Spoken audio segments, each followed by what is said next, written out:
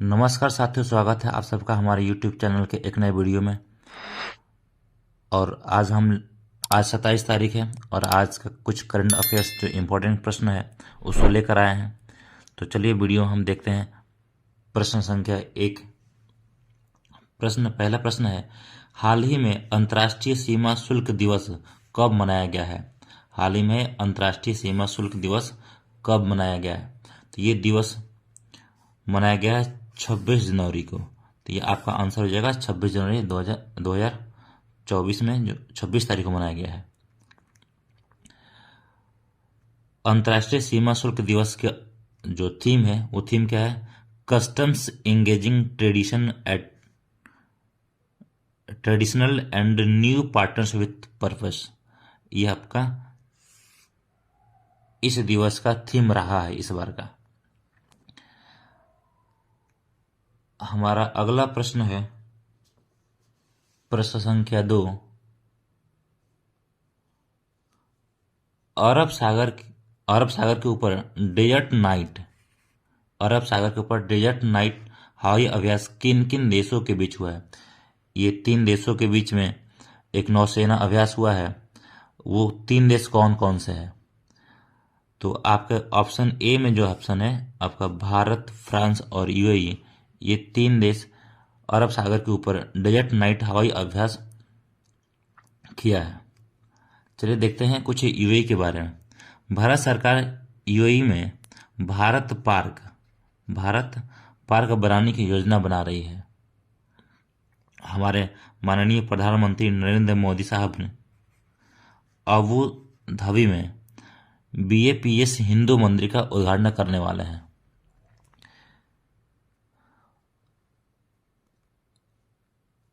हमारा अगला प्रश्न है प्रश्न संख्या 3।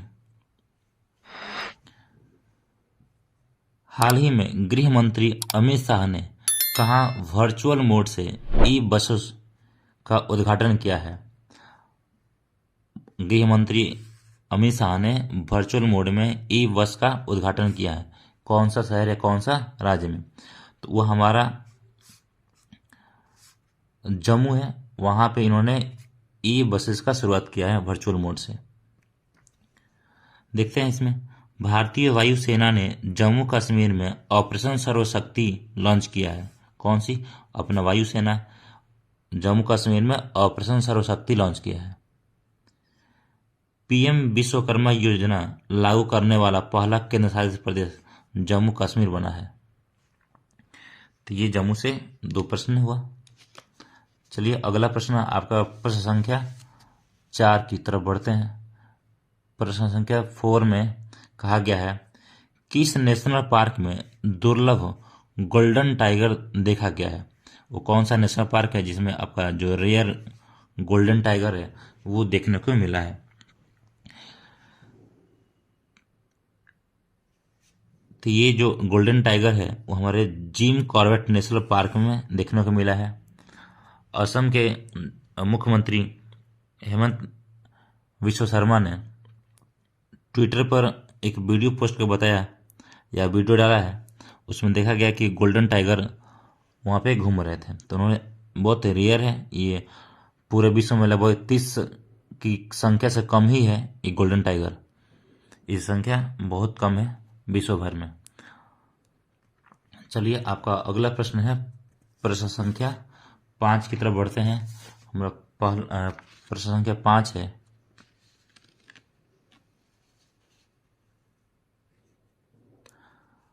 हाल ही में बीएसएफ के किन जवानों को मरणोपरांत राष्ट्रीय पदक मिला है? मरने के बाद मरणोपरांत राष्ट्रीय पदक पुरस्कार किन को मिला है? तो ये शिशुपाल सिंह तथा सांवला राम बिश्नोई, ये 2 आदमी को मिला है। तो इसमें ऑप्शन हो जाएगा सी, उपरोक्त दोनों।